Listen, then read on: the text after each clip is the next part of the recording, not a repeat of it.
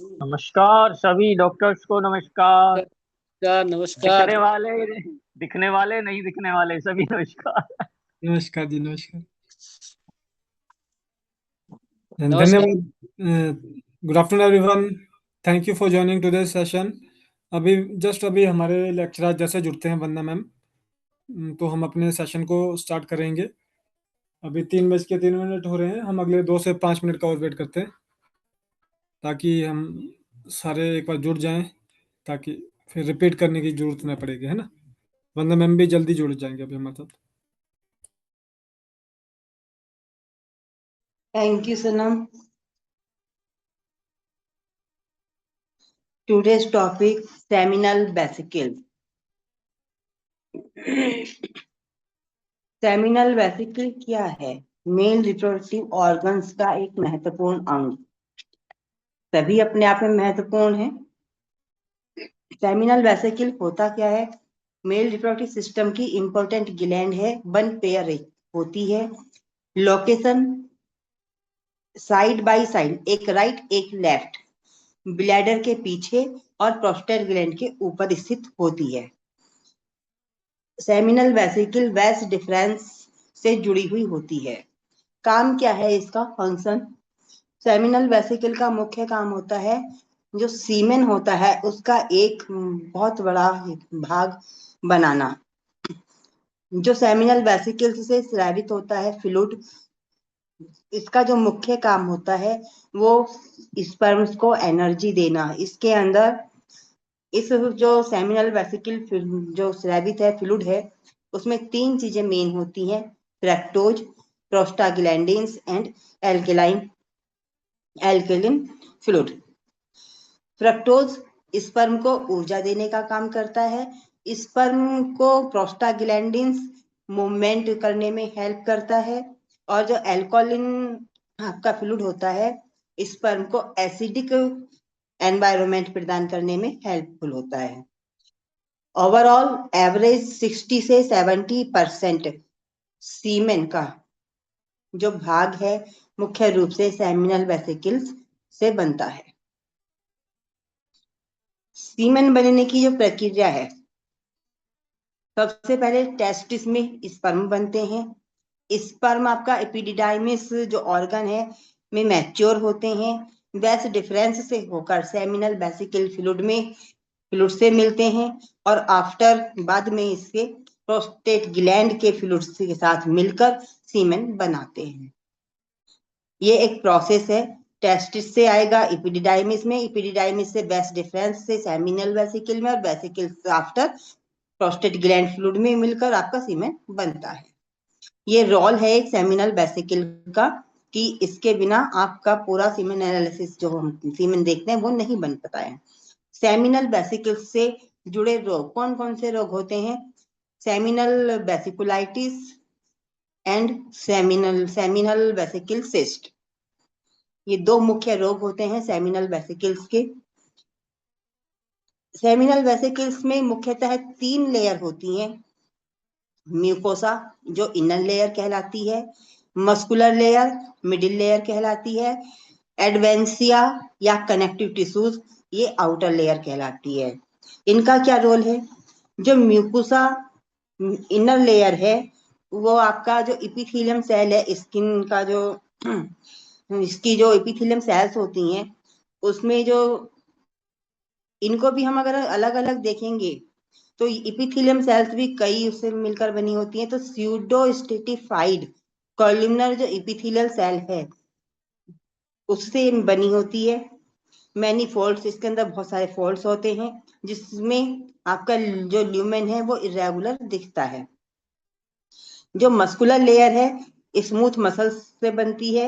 Ejaculation के समय पर कॉन्ट्रैक्शन करने के समय जो फ्लूइड बाहर निकालती है। एडवेंसिया जो कनेक्टिव टिश्यूज या आउटर लेयर है वो सपोर्ट एंड ब्लड वेसल्स, जिस समय सेमिनल वेसिकल एक्टिव होती है उस समय ये सपोर्टिव का काम करती है। ये आपका सेमिनल वेसिकल्स को डिफाइन करने की कोशिश की गई है। सेमिनल वेसिकुलाइटिस सेमिनल वेसिकुलाइटिस का अर्थ है इन्फ्लामेशन होना सेमिनल वेसिकल्स में या किसी तरह का इन्फेक्शन।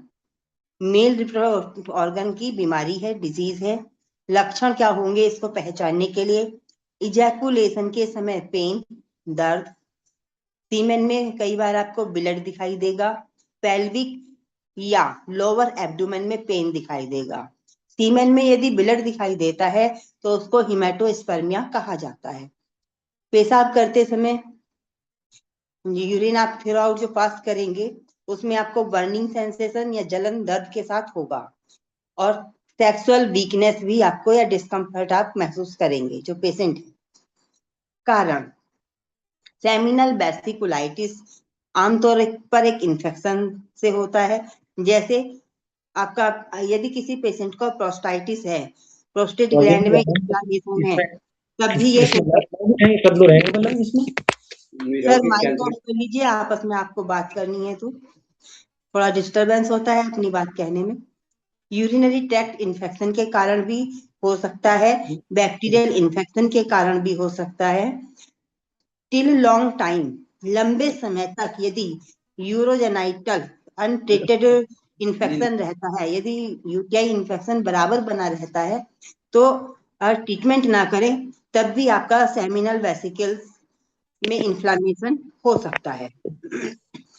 कई बार ये देखा गया है कि प्रोस्टेट ग्लैंड से फैलकर भी सेमिनल वेसिकल्स तक ये इन्फेक्शन पहुंच जाता है।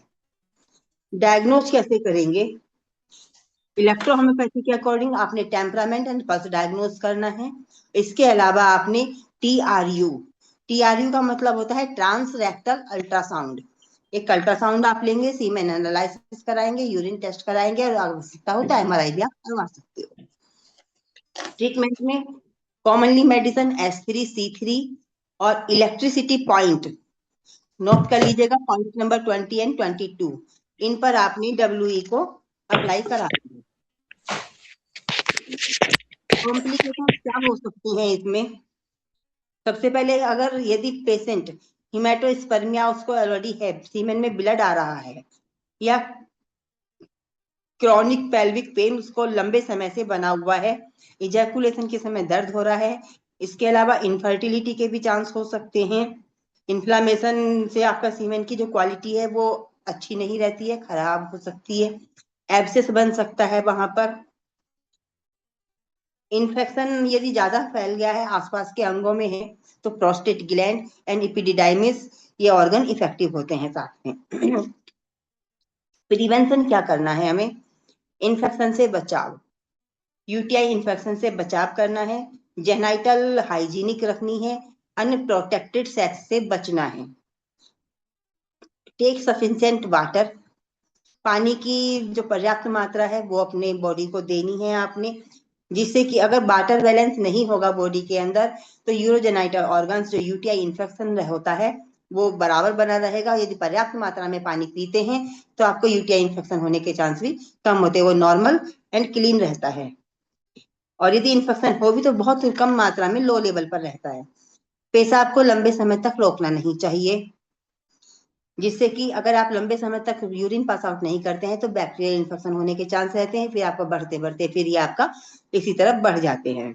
हेल्दी लाइफ स्टाइल होनी चाहिए। हेल्दी लाइफ स्टाइल हम किसे कहेंगे यहाँ पर? बैलेंस डाइट, खाना आपका, रेगुलर एक्सरसाइज एंड स्मोकिंग और एल्कोहल। यदि जो व्यक्ति जिसको सेमिनल वेसिकुलाइटिस है या प्रोस्टाइटिस के साथ आपको वेसिकुलाइटिस हुआ है तो आपके पेशेंट को इन चीजों से बचाव करना है।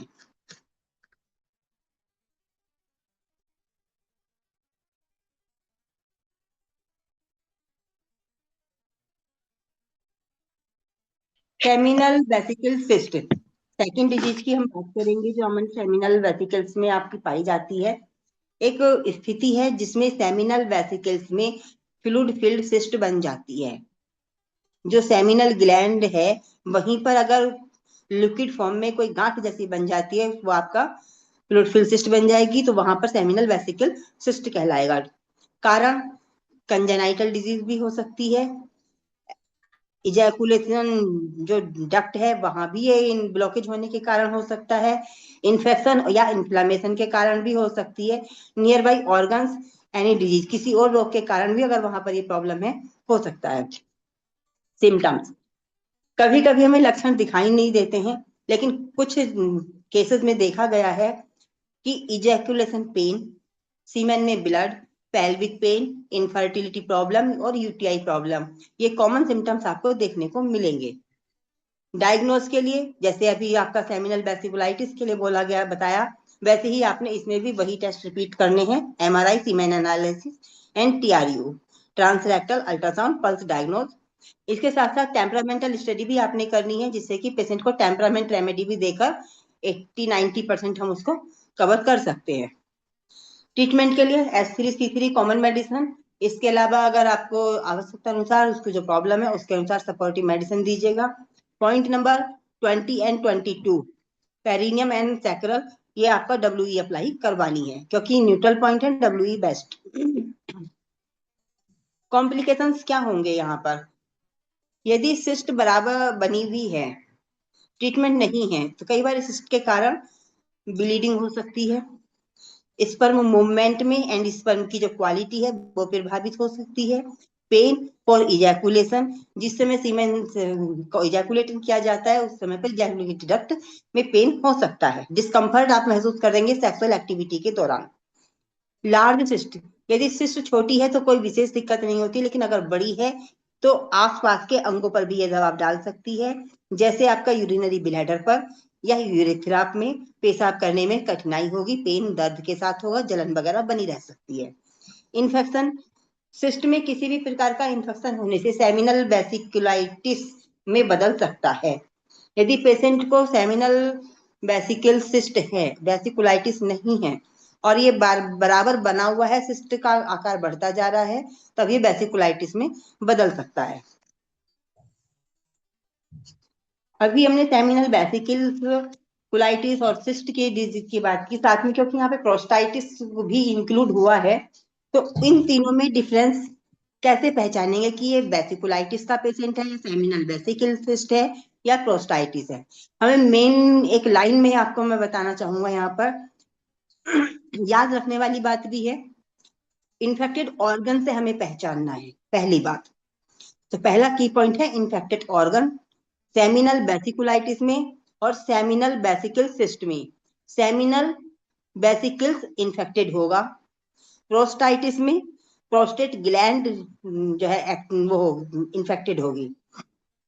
Type of disease, seminal vesiculitis infection inflammation के कारण होता है, और जो सेमिनल वेसिकल सिस्ट है वो फ्लूइड फिल सिस्ट होती है, एक लिक्विड भरा होता है, सैक बन जाता है वहां पर, और प्रोस्टाइटिस आपका इन्फेक्शन या इन्फ्लामेशन के कारण होता है। मेन कारण, मेन कॉज क्या है? सेमिनल वेसिकुलाइटिस में बैक्टीरियल इन्फेक्शन, और जो सेमिनल वेसिकल सिस्ट है वो कंजेनाइटल डिफेक्ट या डक्ट ब्लॉकेज के कारण, प्रोस्टाइटिस बैक्टीरियल इन्फेक्शन के कारण, और यूटीआई इन्फेक्शन के कारण। लक्षण, सबसे पहले वेसिकुलाइटिस के अंदर दिखाई देगा आपको सीमेन में ब्लड और इजैकुलेशन पेन दिखाई देगा। सेमिनल वेसिकल सिस्ट के अंदर पेल्विक पेन और इनफर्टिलिटी आपको दिखाई देगी। प्रोस्टाइटिस में पेशाब में जलन दिखाई देगी, बार बार पेशाब आएगा, और पेल्विक पेन भी हो सकता है। टेस्ट में यहाँ पर कॉमन है, वेसिकुलाइटिस में आपको semen analysis, ultrasound, seminal vesiculitis vesicle cyst में भी आपको एमआरआई भी आप करवा सकते हैं, ये अल्ट्रासाउंड भी आपने कराना है, सीमेन एनालिसिस भी आप करवा सकते हैं। प्रोस्टेटाइटिस में अंदर आपने यूरिन टेस्ट एंड आपका पीएसएल लेवल आपको कराना होता है। तो ये मेन डिफरेंस थे इसके अंदर सेमिनल वेसिकल के। अगर किसी को कहीं कोई चीज समझ में ना आई हो तो आप बता सकते हो।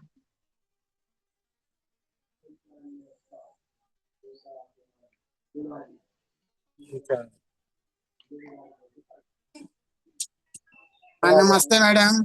नमस्कार जी सर, बोलिए।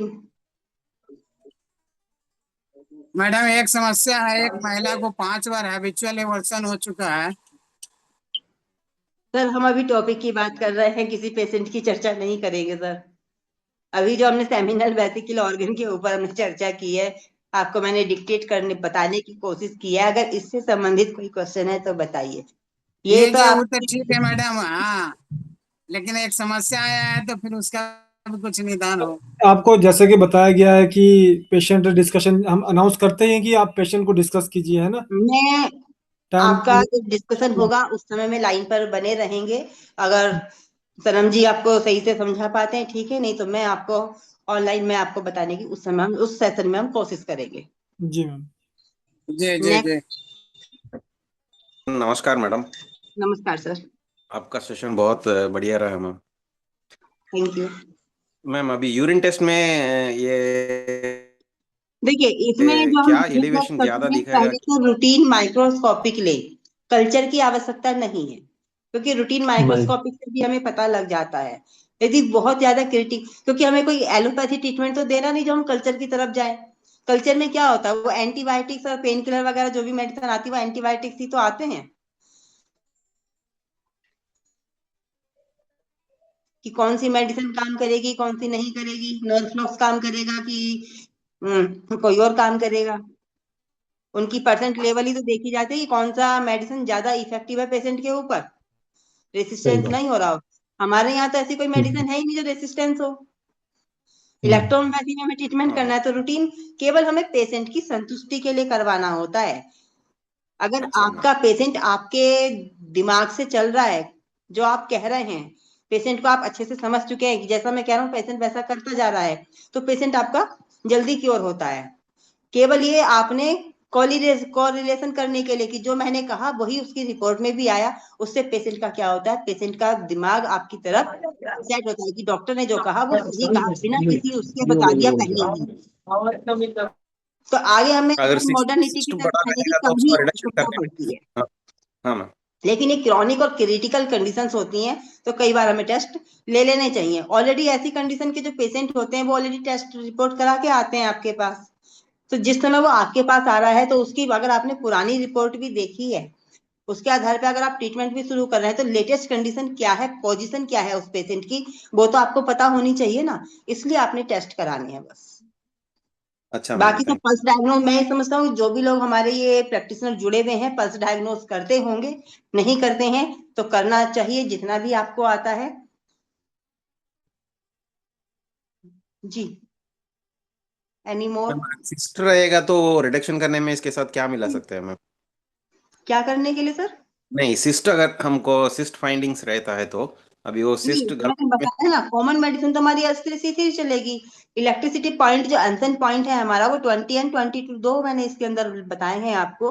हाँ तो हाँ उसमें आपको उसके ऊपर मैंने WE बताई है, हाँ हाँ। जो कि न्यूट्रल पॉइंट है। हम्म, अगर हम अल्टरनेटली करके आपका जो पॉजिटिव और निगेटिव इलेक्ट्रिसिटी को यूज करते हैं और पेशेंट ने नहीं लगाया, या आपने केवल पॉजिटिव दे दी निगेटिव नहीं दी, वहां पर टर्म कंडीशन है कि अगर पॉजिटिव इलेक्ट्रिसिटी आप न्यूट्रल पॉइंट पे लगा रहे हैं तो पहले पॉजिटिव को लगाना है और 10 मिनट के बाद निगेटिव को लगाना कंपलसरी है। यदि पेशेंट नहीं लगा पाया, भूल गया, या आपने केवल पॉजिटिव दे दी निगेटिव नहीं दी, तो वहां पर थोड़ी सी प्रॉब्लम क्रिएट हो जाती है। कई बार एक्टिविटी की ज्यादा सेंसेशन ज्यादा हो जाता है, वो न्यूट्रलाइज नहीं हो पाता, निगेटिव नहीं हो पाता। इसलिए बेटर है कि आप WE ही इस्तेमाल यूज कराएं पेशेंट को। हाँ, समझ गया ma'am, thank you so much. जी। Thank you for wonderful session, और उम्मीद करते हैं हम इसी तरह से आगे बढ़ते रहेंगे। अभी मैम नेक्स्ट हमारे सेशन में क्या रहेगा, थोड़ा सा आप हमें बता सकते हैं? अभी हमारे इसमें नेक्स्ट जो टॉपिक है, एक अभी इसमें कुछ डिजीजेस रह गई हैं अभी, उनके ऊपर हम चर्चा करेंगे। अभी एक ऑर्गन है आपका बेस्ट डिफरेंस, जिसको मैंने आज नहीं लिया है। नेक्स्ट में हमारा इससे संबंधित जो एक डिजीज है वो रहेगी, और कुछ सेक्सुअल ट्रांसमिटेड डिजीज है, स्पेशली जैसे कुछ आप इसमें गोनोरिया, सिफिलिस वगैरह है, क्लेमाइडिया है, जेनाइटल हर्पीज है, HIV एड्स है। थोड़ा थोड़ा इनको भी वहां पर बताने की कोशिश करेंगे। और कुछ फंक्शनल डिसऑर्डर है जिनमें से एक मैंने जो है ले भी लिया है, ED। तो दो उसमें रह गए हैं, अभी 5-6 डिजीजेस रह गई हैं, यानी आप मान के चलिए 2 से 3 नेक्स्ट वीक में ही कंप्लीट हो जाएगा। जी मैम जी। Thank you ma'am, thank you. Okay, thank you.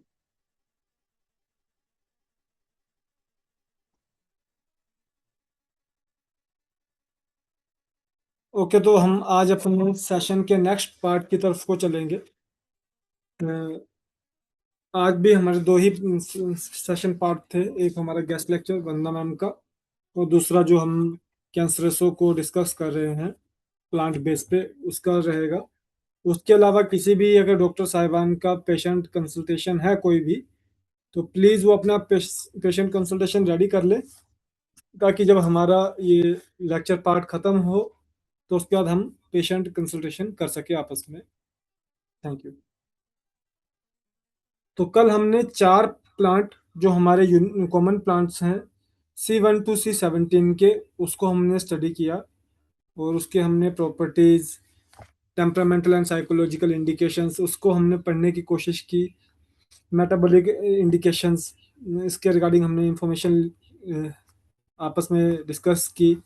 आज हम यूनिक प्लांट्स की तरफ को जाएंगे, और कैसे एक यूनिक प्लांट एक रेमेडी की प्रॉपर्टी, जो पर्टिकुलर प्रॉपर्टी है उसको डिसाइड करता है, उसके ऊपर भी हम हालांकि हमने जब स्कोरोफ्लोसो को पढ़ा, एंजाइटिकोस को पढ़ा, उससे पहले हम जब हमारे पिछले साल जनवरी टू अप्रैल तक के जो हमारे सेशंस हुए थे, उसमें हम गाइड टू आपका मटेरिया मेडिका को स्टडी कर रहे थे, तो उस समय भी हमने इस चीज़ को हमने बिल्कुल क्लियर किया था आपस में डिस्कस करते समय, कि एक प्लांट में यूनिक रेमेडीज हैं और कॉमन रेमेडीज हैं। जो कॉमन रेमेडीज हैं वो आप देखेंगे कि वो हर तरह के प्रोटोकॉल, बॉडी की कंडीशन को कवर करने के लिए वर्क कर रही है, पर वहीं पे जो उसका यूनिक प्लांट है वो आपके पर्सन जो रेमेडी है उसकी प्रॉपर्टी, बेसिक जो प्रॉपर्टी है उसको क्रिएट करती है। तो अभी हम आज यूनिक प्लांट्स की तरफ को चलेंगे, जितने भी हम रेमेडी के आज यूनिक प्लांट डिस्कस कर पाएंगे कंफर्टेबली। तो अभी हम स्टार्ट करेंगे C1 के यूनिक प्लांट से। C1 में सिर्फ एक ही यूनिक प्लांट है, कोलोफाइलम थ्लेक्टोरोइड्स, ये हमारा यूनिक प्लांट है। इसको मैं प्रोनाउंस करूंगा एक बार, CAULO कोलो PHYLLUM कोलोफाइलम, THALI थैली, CTROIDES थैलीकेट्रोइड्स, कोलोफाइलम थैलीकेट्रोइड्स। इसका कॉमन नेम है ब्लू कोश, COHOSH, ब्लू कोश। अब ये जो आपकी रेमेडी की प्रॉपर्टीज है, अभी हम इसको थोड़ा सा डिस्कस करेंगे। S1 हमारी यूनिवर्सल रेमेडी थी, S1 का काउंटर पार्ट है C1, तो उसमें आपका फीमेल रेमेडी भी है, act specially on all segment of यूरेटस, act especially on all segment of uterus, then useful to women in different stages of pregnancy, parturition and lactation, extraordinary rigidity of OS and difficult labor, leukorrhea of little girls, spasmodic pain measuring during menses, pain radiates in all direction, menses scanty, dysmenorrhea, great aching and soreness of lower limb, bad breath, bitter taste, vertigo and chilliness during menses, lack of tone of uterus, false labor pain, weak or irregular pains, amenorrhea and dysamenorrhea, PMS, pregnancy and delivery support, cancer, antispasmodic, antidiuretic, menstruation, childbirth, dealing with postnatal symptoms, rheumatic character of small joints, and rheumatic constitution. तो ये था इसके unique plant का जो properties. अब अगर इसी में हम प्रॉपर्टीज को अगर थोड़ा सा आइडेंटिफाई करने की कोशिश करें तो 21 में से आपकी मोर देन 15 to 17 प्रॉपर्टीज जो थी वो फीमेल रिप्रोडक्टिव ऑर्गन की तरफ ज़्यादा झुकी हुई प्रॉपर्टीज थी। और पर उसमें देखिए मेन तो C2 एंड S2 है जो फीमेल रेमेडी है, पर उसके अलावा C1 आपका किसी भी तरह की फीमेल की हार्मोनल डिसबैलेंस के अंदर यूज की जाने वाली एक बहुत मेन जो रेमेडीज है उसमें से एक रेमेडी है। और जहाँ पे हम मेल्स में एक हमारा एंडोक्राइन होता है, एक एक्सोक्राइन बेस होता है, जहाँ पे हम एंडोक्राइन बेस के लिए एक्सोक्राइन बेस के लिए S3 या C3 का यूज करते हैं, वहां पे भी आप इसका C1 का यूज अल्टरनेटिव में कर सकते हैं मेल्स में। पर उसके अलावा S1 के साथ ये आपका और एक और चीज अगर हम इसमें देखा जाए तो अगर ब्लड एंड लिम्फ की बात की जाए तो इसमें जो मोस्ट जो प्रॉपर्टीज हैं वो आपकी लिम्फ स्पॉटिंग प्रॉपर्टीज हैं, चाहे वो आपका स्पेस्मोडिक हो, चाहे वो आपका यूट्रस के रिगार्डिंग की हो, किसी भी तरह की अगर आप इसकी प्रॉपर्टीज को देखेंगे तो उसमें लिम्फ बेस्ड जो कंडीशन है जो बॉडी को नरिशमेंट या बॉडी को सस्टेनेबिलिटी के लिए वर्क करती है उसकी जो कंडीशन है वो लिम्फ बेस्ड में ज़्यादा इसमें देखने को मिल रही है। तो इसी कारण से ये आपका S1 के साथ काउंटर पार्ट एज C1 किसी भी तरह के डिजीज में आप यूनिवर्सल रेमेडी की तरह आप इसको यूज कर सकते हैं। जहाँ पे आपने किसी पर्सन को फॉर्मूला में मान लीजिए S1 दिया है, S1 हम कहाँ पे देने के लिए सजेस्ट करते हैं जब हमें मालूम नहीं चल रहा है कि इसमें क्या बीमारी हो सकती है पेशेंट को, तो इसलिए हमने उसमें उस समय उसको S1 रेमेडी सजेस्ट कर दी। तो वहाँ पे आप उसको एज अ हीलर जो है वो आप क्योरिंग हीलिंग के लिए आप जो C1 को यूज कर सकते हैं।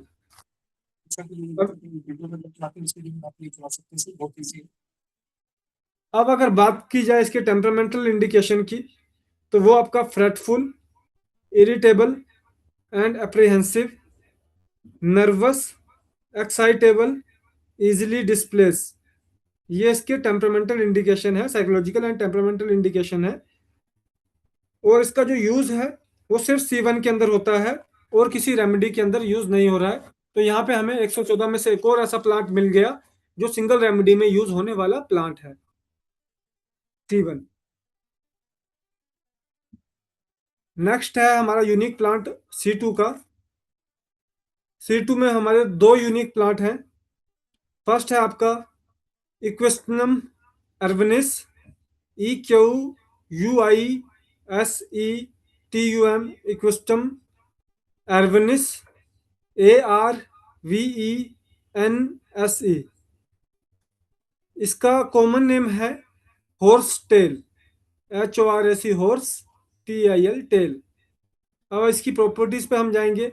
Main effect on urinary system and its segments, kidney and bladder stone, cystitis, dropsy, enuresis, gleet, gravel, haematuria, urine retention, pain in kidney, weight loss, hair loss, gout, heavy menses, UTI and incontinence, heel wounds, cancer cell growth, diabetes, strength the bones.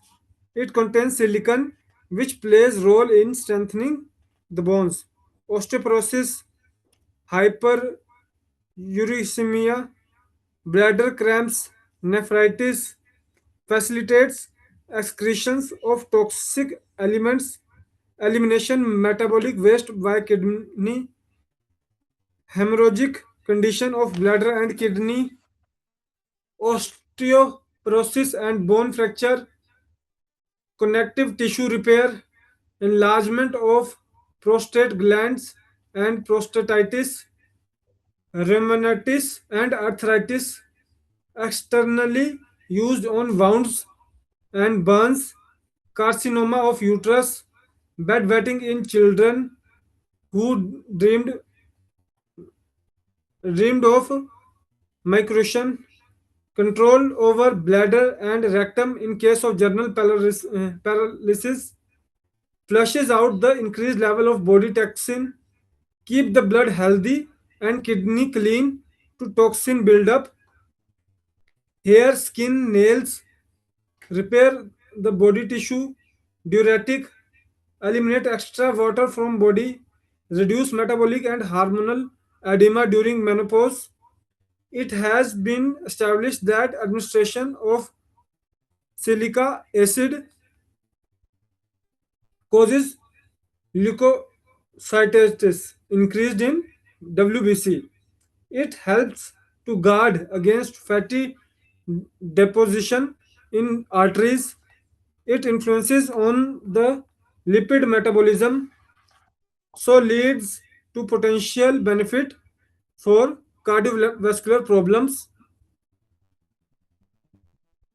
Anodyne, antiseptic, estrogen, cardiac, carminative, diaphoretic, diuretic, and imaginous.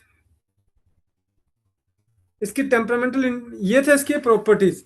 अब अगर इसकी properties में देखा जाए तो केयूबी and hormonal disposition की properties इसमें ज़्यादा है, मींस कि किडनी केयूबी के लिए और आपके हार्मोन बेस में आपका एक्सोक्राइन एंडोक्राइन बेस के ऊपर इसका जो प्लांट का जो वर्क आपको देखने को मिल रहा है। टेम्परामेंटल एंड साइकोलॉजिकल अगर इसकी प्रॉपर्टीज की बात की जाए, very irritable and easily fatigued after mental effort, right sided. ये आपका हाई मेटाबॉलिक की तरफ को थोड़ा सा इसकी इंडिकेशन ज़्यादा है। ड्रीम्स की अगर बात की जाए तो nightmare, wets bed, crowd of people, इस तरह के आपको इसमें ड्रीम देखने को मिलते हैं। और ये रेमेडी भी सिर्फ और सिर्फ C2 के अंदर आपको देखने को मिलेगी। 38 रेमेडीज में से ओनली C2 में इसका यूज होता है।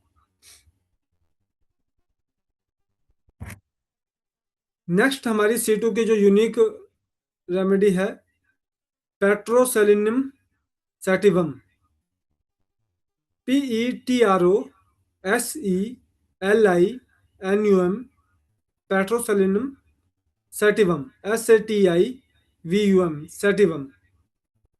इसका कॉमन नेम है पार्सले, PARSLEY, मीन्स के जो धनिया हमारा। प्रॉपर्टीज है इसकी genito and urinary diseases, gonorrhoeal remedy, gleets, uric acid, urethral and bladder diseases, milky और yellow discharge from urethra, albuminuria, catarrh fever, slow fever, cystitis, dysuria, gravels, urination, fruitless, piles with severe itching and urinary symptoms, burning, itching, tingling sensation from perineum throughout the urethra, diuretic, sudden and frequent desire to urinate, dropsy, specially used in destructive condition, great medicine in infantile urinary difficulties, albuminous, yellow discharge from urethra and gonorrhea, orifice of urethra agglutinated with mucus, creeping and crawling throughout whole length of urethra, frequent and almost fruitless, want to urinate every half an hour, tingling length in pressure, drawing in urethra, used in urinary system and all its segment, cyst, fibroids and dropsy like production in kidney segment, retention of urine in old age, chilly plus thirsty इसके disposition है, temperamental disposition. Sleep की अगर बात की जाए तो sleep late with anxious dream, और ये C2 एंड WE के अंदर यूज होने वाला प्लांट है आपका। तो ये C2 के अलावा आपका WE के अंदर भी यूज किया जा रहा है। अभी मैं कोशिश करूंगा, कोशिश मीन्स के एक बार हम कैंसरसो को कंप्लीट करने के बाद जो हमने स्कोरोफ्लोसो एंजाइटिकोस एंड कैंसरसो को पढ़ा है उसको मैं एक बार हिंदी में भी ट्रांसलेट करने के लिए हिंदी में बात करके डिस्कस करने की भी कुछ लेक्चर करूंगा। अब हम बात करेंगे C3 के यूनिक प्लांट की, जो कि एक ही यूनिक प्लांट है C3 के अंदर, डेफने मेजोरम, DAPHNE, डेफने, MEZEREUM, डेफने मेजोरम। इसका कॉमन नेम है मेजोरम। अब हम अगर इसकी प्रॉपर्टीज की बात करें, affects skin, bones, nerves and mucus membrane, thick glue discharge with pus and vermin collection, skin eruption, especially within scabbing or scalp or hairy parts, herpes zoster and eczema, action on bone and periosteum, osteotis, periostesis, ostoma, cystic ostoma, absence of tendons, affinity for cylindrical bones. It has important skin and bone symptoms. The cracks are oozing and copious discharge of thick yellow foul-smelling pus. Ulcer, itch and burn. Bones, especially long bones, inflamed, swollen nightly pains going from downwards. Skin, ulcer and cancer above too. Suppression, skin complaints such as eczema, psoriasis, particularly affecting scalp. It is effective in case of cutaneous eruption spreaded by external application of ointments or after vaccination. Impetigo, with yellow gold pus which looks like honey, chilly and thirsty, bones affection of coccydemia, constipation, contraction of tendons, ears, effects of sensitivity to air, rhythma and exostosis, eyes, affection of gland, enlarged gleat, gonorrhea, hematuria, hernia and herpes zoster. Impetigo, irritation, leukorrhea, effects of neuralgia, ostoma, pediculosis, pityriasis, prolapsus, senile rheumatism, syphilis, teeth affection, tinea capitis, tinea versicolor, tongue affection of swelling of ulcer and vaccination. ये इसके properties थे कि इस तरह की condition में हम इसके एक गुड इफेक्ट को देख सकते हैं। अब अगर टेम्परामेंटल इंडिकेशन की बात की जाए, mental dullness, frequent vanishing of thought, despondency, apathy and detachments, hypochondria, restlessness when alone and longing for company, hypochondriac mood with low spirit and weeping, indifferences about everything and everybody around, aversion to talk, it seems a hard work, disposed to reproach other or to quarrel, irresolute, unable to recollect, mind is easily confused, hypochondriacally humor with sadness and tears, anguish and inquietable, especially in solitude, with wish for society, indifferences about everything and everybody around, aversion to talk, it seems to him to be hard work, to utter one word, disposed to reproach other or to quarrel. Irresolute, everything seems dead and nothing makes a vivid impression. Peevishness, passion, unfitness for labor, weak memory, mental torpor, slow conception. Ideas are frequently lost, religious and financial मेलेकोनिन। ये इसके कुछ temperamental and psychological indications थे। अब अगर constitution की बात की जाए, suited to light haired person, phlegmatic temperament and irritable, gouty and syphilitic miasma, better open air, wrapping up, heat and eating, worse at night, suppression, warmth of bed, cold air, damp, vaccination, warm food, touches, motion during menses। और इसका use भी सिर्फ और सिर्फ C3 के अंदर हो रहा है और किसी रेमेडी के अंदर इसका यूज नहीं किया गया है। C2 जो था वो हमारा फीमेल रेमेडी था। वहीं पे जब हमने C3 की प्रॉपर्टीज पढ़ी तो उसमें ज्यादा आपका यूरेटर एंड आपका मेल रिप्रोडक्टिव सिस्टम के साथ थोड़ा सा इसकी आपको देखने को मिली। उसके अलावा स्किन के रिगार्डिंग भी इसमें आपको काफी प्रॉपर्टीज देखने को मिल रही हैं। तो इसलिए अगर हम कहीं पे स्किन के अंदर पेशेंट को दे रहे हैं तो वहां पे आप C3 का भी यूज करवा सकते हैं। तो ये था हमारा आज का जो पार्ट ऑफ टॉपिक था जिसमें हमने C1, C2, C3 के हमने यूनिक प्लांट्स को स्टडी किया।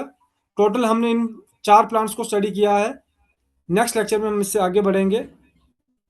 अब अगर किसी पर्सन का जो हमारा पेशेंट कंसल्टेंसी या डिस्कशन का कुछ पार्ट है तो वो डिस्कस कर सकते हैं। Good afternoon sir. Good afternoon sir. Sir एक महिला मेरे पास आई, उसको 5 बार हैबिचुअल एवर्सन हो चुका है। किसी को किसी बार 3 महीना, किसी के 5, कभी 8, कभी 9।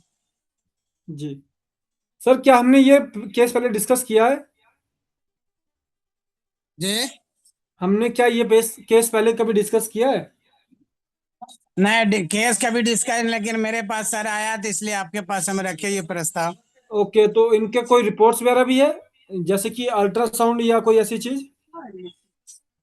नहीं, इसके 2 बार पहले तो अल्ट्रासाउंड, जब जब मिसकैरेज हुआ उसी समय अल्ट्रासाउंड कराई थी। इसके पहले तो वो रिपोर्ट मेरे पास नहीं है, लेकिन जब जब मिसकैरेज हुआ तब तब अल्ट्रासाउंड कराई तो उसमें तो मिस एबॉर्शन लिखाया। आप एक बार इनका नॉर्मल स्टेट में भी अल्ट्रासाउंड करवाइए और किसी जी। तरह का कोई सिस्ट या फाइब्रोइड या किसी भी तरह का आपका गायनी के रिगार्डिंग कोई कॉम्प्लिकेशन तो नहीं है इसमें। और दूसरा इसमें एक और चीज भी हमको थोड़ा सा देखना पड़ेगा कि मेल एंड फीमेल जो हैं उनके आपस में किस तरह की प्रॉपर्टीज हैं। क्या फॉर एग्जांपल ब्लड ग्रुप्स हो गए, फिर आपका जेनेटिक वाइज थोड़ा सा हमें उसमें डिस्कस करना पड़ेगा। इसलिए मैं आपसे रिक्वेस्ट करूंगा कि प्लीज एक बार इनका फ्रेश आप जो अल्ट्रासाउंड है उसके अलावा जो उनके बेसिक हिस्ट्री है उसको आप थोड़ा सा डिस्कस करेंगे सर, शेयर करेंगे, ताकि हम किसी कंक्लूजन पे पहुंच सके। क्योंकि हम अगर हमें अपने एक्सपर्ट को भी शेयर करना है तो उससे हमें पहले कोई ऐसी चीज होनी चाहिए जो हम उन तक बता सके, है ना? क्या सर इसका कुछ हार्मोन्स वगैरह का भी चेक कराना होगा क्या इसमें? बिल्कुल, हार्मोन का भी चेक करवाना, वो हमारा एक सेकेंडरी एवेल्युएशन है। फर्स्ट हमें ये चीज जरा कंसिडर कर लें कि क्या इनको ऑर्गन बेस पे कोई दिक्कत तो नहीं है, और उसके साथ हम थोड़ी सी हिस्ट्री आपसे लेंगे। वो कॉन्फिडेंशियल हिस्ट्री होती है, उसको हमें कैसे लेना है वो हम आपसे उस समय डिस्कस कर लेंगे। तो इस तरह का किसी और डॉक्टर के पास भी कोई पेशेंट हो तो वो प्लीज एक बार बात कर सकता है, क्योंकि इसमें थोड़ी सी हमें कुछ कॉन्फिडेंशियलिटी चीजों को भी लेना चाहिए। तो वो हमें क्या लेना है वो हम डॉक्टर शेयर कर लेंगे एक बार के लिए। जी ओके सर। जी। और सर अभी हमने कुछ पेशेंट्स को डिस्कस किया था, उसके रिगार्डिंग कोई फीडबैक देना चाहेंगे आप मनोज सर? जो हमने जो पास्ट में पेशेंट्स को डिस्कस किया है उसके रिगार्डिंग कोई फीडबैक देना चाहेंगे आप? नहीं, अभी तो नहीं सर। ओके, तो हमने लाइव सेशन के दौरान भी हमने कुछ पेशेंट को डिस्कस किया था। अगर उसमें जी। आपका कोई कुछ आप बताना चाहें कि आपको पॉजिटिव देखने को मिला या कुछ भी थोड़ा सा आप शेयर करना चाहें तो। उस ढंग का तो मिला है पेशेंट सर, उसमें फायदा भी हुआ है। जी हम्म।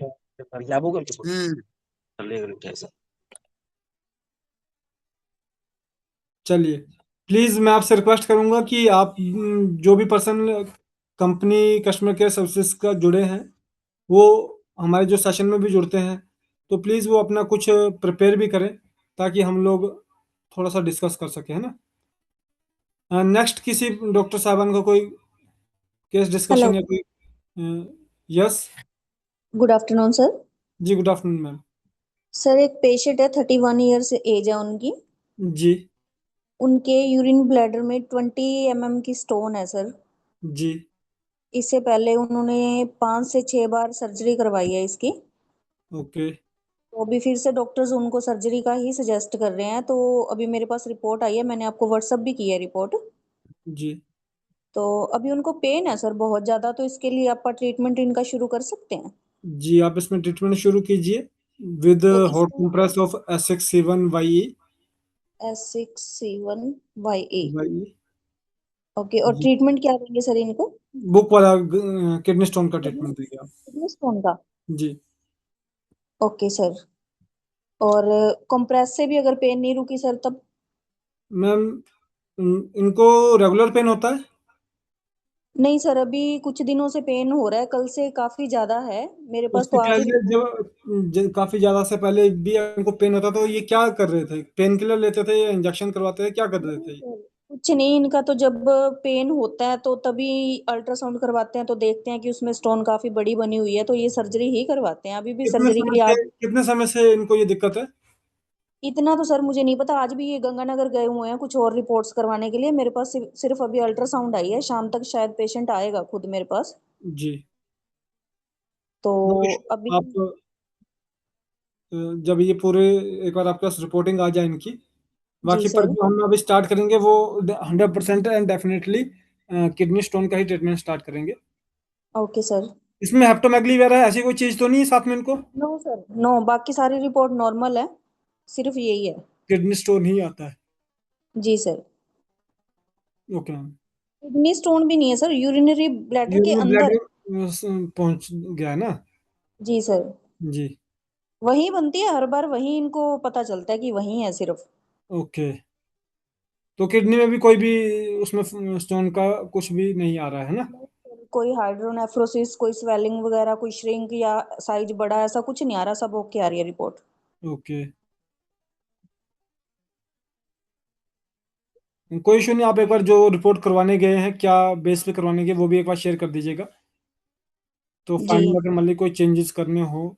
फॉर एग्जांपल हमारे को, आप चाहे आपका यूरिनरी ब्लैडर हो या फिर आपका जी। किडनी हो, मेन तो रेमेडी आपकी S6C6 ही रहेगी with okay sir. Institutional of S3 and C3।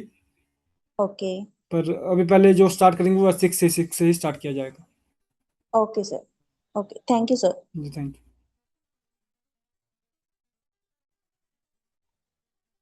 नमस्कार सर। यू। जी नमस्कार जी। सर एक पेशेंट का जो है थायराइड बढ़ा हुआ है सर, और उसके शरीर बदन में दर्द है सर। वो थायराइड के वजह से ही दर्द है कि दूसरे किसी कारण से दर्द है सर? उनका सिर्फ थायराइड का रिपोर्ट हुआ है या फिर LFT KFT भी हुआ है उनका? सिर्फ थायराइड का रिपोर्ट हुआ है सर। फिर सर आप एक बार, अच्छा, क्या आपने करवाया था रिपोर्ट या किसी और से करवा के लाए थे वो? पहले से ही थायराइड का पेशेंट है सर, उसका शुगर भी है सर। ओके, अब देखिए यहाँ पे एक और डिजीज निकल आई है ना। अब शुगर में भी आपका होल बॉडी पेन होती है, थायराइड में भी होती है। और जी सर। उसके लिए क्या कभी भी उन्होंने KFT LFT नहीं करवाया अपना? नहीं कराया है सर। क्योंकि CBC KFT LFT भी इसमें जरूरी है। अ, अच्छा। मान लीजिए आपका SGPT SGOT की वजह से भी आपका हो सकता है, CBC के भी कुछ कारण से आपका ये सिम्टम हो सकते हैं ना। अच्छा। वो इसमें हमें एक चीज और देखना पड़ेगा कि पहले थायराइड हुआ था या शुगर हुई थी। ये चीज भी हमें थोड़ा उसमें एवेल्युएट करना पड़ेगा। अच्छा। वो थायराइड की दवाई ले रहे हैं, शुगर की दवाई ले रहे हैं, क्या क्या उनका पूरा इस समय कोर्स ऑफ ट्रीटमेंट क्या है उसको थोड़ा सा डिस्कस करना पड़ेगा उनसे। वो तो दोनों का दवाई ले रहे हैं, थायराइड का भी ले रहे थे सर, और वो पहले क्या ये हुआ था, उनको थायराइड हुआ था या शुगर हुई थी? ये पूछना पड़ेगा सर जी अभी ये तो। पूछ लीजिएगा। और कितने समय पहले हुआ था, मान लीजिए शुगर 4 साल पहले हुई थी, थायराइड 2 साल बाद हुआ, इस तरह की भी जी सारी थोड़ी हिस्ट्री ले लीजिएगा। ठीक ठीक। जी और केएफटी एलएफटी कराना है सर? जी बिल्कुल करवा लीजिए sir, KFT LFT and CBC lipid तो होना ही चाहिए, 4 चीजें तो होनी चाहिए कम से कम। ईएसआर लेवल उनका क्लियर हो जाए, कोलेस्ट्रॉल लेवल उनका क्लियर हो जाए, एसजीपीटी एसजीओटी डब्ल्यूबीसी आरबीसी भी क्लियर हो जाए थोड़ा सा तो ठीक रहेगा, क्योंकि मिक्स सिम्टम है इसमें। ठीक ठीक सर, जी धन्यवाद सर। अब अगर मान लीजिए इसी केस की बात की जाए तो ऐसा क्या हुआ होगा कि उस डॉक्टर ने थायराइड ही सिर्फ चेक करने के लिए सजेस्ट किया? क्या उसने आके उसको बताया कि मेरे गले में दर्द होती है, क्या स्वेलिंग थी गले में? इस तरह की भी चीजें हमें थोड़ी सी देखनी पड़ेंगी ना। जी सर। जी पर जो हम अगर हमें करवाना है तो हम ये सारी चीजों को बेसिकली को करवाएंगे टेस्ट। ठीक।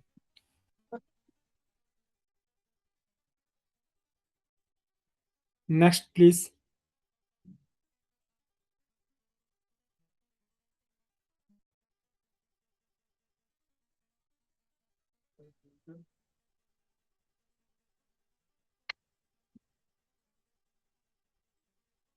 Good afternoon sir. Good afternoon.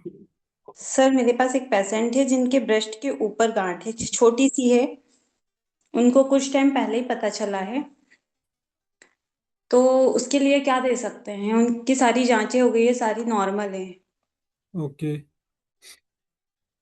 उन्होंने क्या वो गांठ की भी जांच करवाई थी? हाँ, कुछ नहीं, कोई प्रॉब्लम नहीं बताई है उनको। Mass cumulation accumulation benign tumour tumour क्या कुछ भी ऐसा नहीं लिख कर आया उसमें? नहीं नहीं सर, उनको कुछ भी नहीं बताया, बस सिर्फ हल्का सा दर्द होता है उनको वहां पे हाथ लगाने पे। और क्या उनकी साइकिल रेगुलर है? नहीं सर, उनकी साइकिल अब बंद हो गई, उनने ऑपरेशन करवा लिया है। क्या एज है उनकी? 34+। तो थोड़ा सा उनसे ये चीज का हिस्ट्री जरूर लीजिएगा कि ये जो चीज है ये पहले हुई है ऑपरेशन के या बाद में हुई है, इस चीज को भी थोड़ा सा देख लीजिएगा, क्योंकि जी मेन सर। जो इंडिकेशन तो हार्मोनल डिसबैलेंस का ही इंडिकेशन है।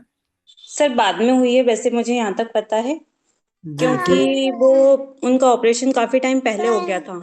जी फिर और ये वो अभी 100 उन्हें अभी तक उनको पता नहीं चला था, सिर्फ नॉर्मली उनको एक कुछ पेन टाइम होती पहले थी। दर्द हुआ था। जी तब उन्होंने वहां पे टच किया, तब उनको पता चला कि यहाँ पे गांठ भी है। ये आपका हार्मोनल डिसबैलेंस ही है, जी। तो उसके लिए हमें थोड़ा बेसिक से स्टार्ट करना पड़ेगा। एक बार थोड़ा सा आप इसमें ना इनका इन्फेक्शन लेवल वगैरह ईएसआर वगैरह क्या था इनका, इंफॉर्मेशन है आपको? नहीं सर, इतना कुछ नहीं पता प्लीज है मुझे। वो चीजें भी एक बार इनकी जरूर करवा लें, या होनी चाहिए इनके पास, है ना? जी। जी कि कोई इन्फेक्शन तो नहीं है जिसकी वजह से ये चीज हो रही है।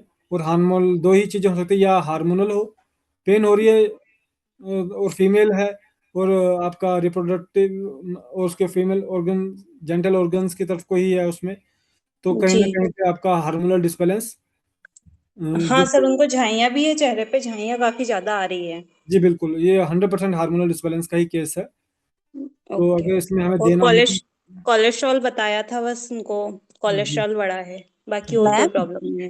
Hello ma'am. हेलो जी मैम। इसमें ना अपनी बुक में एक फॉर्मूला दिया हुआ है ब्रेस्ट सिस्ट का। ये ओके। है ना, इससे उसकी ओवर ग्रोथ होती है मैम। मेरे पास पेशेंट्स आ रहे हैं, उनमें ज्यादातर छोटी एज की बच्चियां आ रही हैं, 19 से लेके 25 ईयर्स तक। तो ओके। उसमें उसका रिजल्ट बहुत अच्छा है मैम, आप वो वाला फॉर्मूला स्टार्ट करके देखो। Okay ma'am. ठीक है, उसमें तो मुझे तो विद इन 15 डेज से भी कम टाइम लगा है, बहुत अच्छे रिजल्ट आ रहे हैं।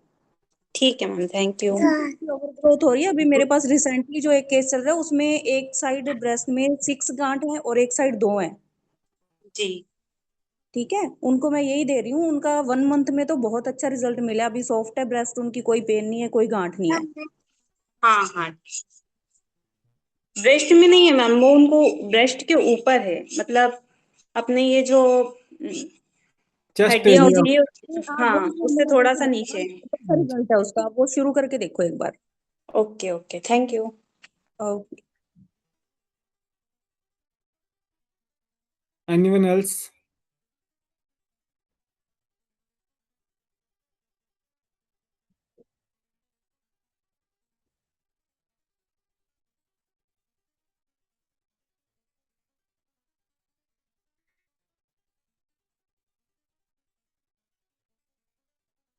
और मेरा एक रिक्वेस्ट रहेगा, एक्चुअली क्या होता है कि हमारा जो ये ऑनलाइन कंसल्टेंसी रहती है, या कि मंडे टू सैटरडे रहती है, सैटरडे में भी आपका आफ्टर 5 o'clock हमारे कोई भी सीनियर अवेलेबल नहीं होते हैं, तो उसकी वजह से सैटरडे 5 से संडे भी आपका ऑफ होता है। तो अगर उस दौरान कोई कॉल करता है और फ़ोन पिक ना किया जाए तो प्लीज़ अपना व्हाट्सएप मैसेज लीव कर दें, और इमरजेंसी हमारा कोई भी उन दिनों में उस टाइम पे हम नहीं ले पाते हैं। बाकी आपका मंडे टू सैटरडे में आप कभी भी आप हमें कॉल करते हैं तो आपको फीडबैक प्रोवाइड करवा दिया जाता है। सैटरडे इवनिंग से आपका संडे पूरा दिन जो है वो ऑफ है हमारा। तो अगर किसी कारणवश फ़ोन ना पिक किया जाए तो आप मंडे को कॉल कर सकते हैं या व्हाट्सएप पे आप अपना मैसेज छोड़ सकते हैं। Then thank you. हम इसी के साथ अपने आज के सेशन को ख़त्म करेंगे। आज हमारा हफ्ते का लास्ट सेशन था, और दोबारा मंडे को मिलते हैं। मंडे से हमारा एज इट इज़ जो प्रोग्राम है वो शुरू हो जाएगा। मंडे को डॉक्टर शुभम के अभी कुछ एग्जामिनेशंस चल रहे हैं जो कि 17 तारीख तक चलेंगे, पर अगर होगा तो वो मंडे को हमारे साथ ज़रूर जुड़ेंगे। तो मंडे से हम लोग एज इट इज़ अपने, अभी हमारा जो गेस्ट लेक्चर में वंदना मैम का लेक्चर है वो भी कंक्लूजन की तरफ को जा रहा है, और शुभम जी का भी लेक्चर मोस्ट प्रोबेबली बहुत जल्दी कंक्लूजन की तरफ को चला जाएगा, और हम उसका जो नोट्स हैं वो आपको प्रोवाइड करवा देंगे। तो हो सकता है कि जो इसका टेस्ट है वो हमारा थोड़ा जल्दी ही हो जाए। हो सकता है अप्रैल की बिगनिंग में ही, जो हम अप्रैल के एंड में सोच अज्यूम करके चले थे, हो सकता है वो अप्रैल की बिगनिंग में ही टेस्ट हमारा हो जाए। तो उसके उसी के अकॉर्डिंग आप सभी लोग जुड़िए। अपने साथ के डॉक्टर को भी आप बता सकते हैं, वो रिवीजन सेशंस में जुड़ के, ऑनलाइन वीडियो से जुड़ के वो टेस्ट को अपीयर करके अपनी सर्टिफिकेशन गेन कर सकते हैं। वंस अगेन जुड़ने के लिए बहुत बहुत धन्यवाद। दोबारा मिलेंगे मंडे को, तब तक के लिए जय इलेक्ट्रोपैथी, जय काउंसिलमेटी, और आप सबका बहुत बहुत धन्यवाद। जय रविशान, जय गुरुदेव। धन्यवाद।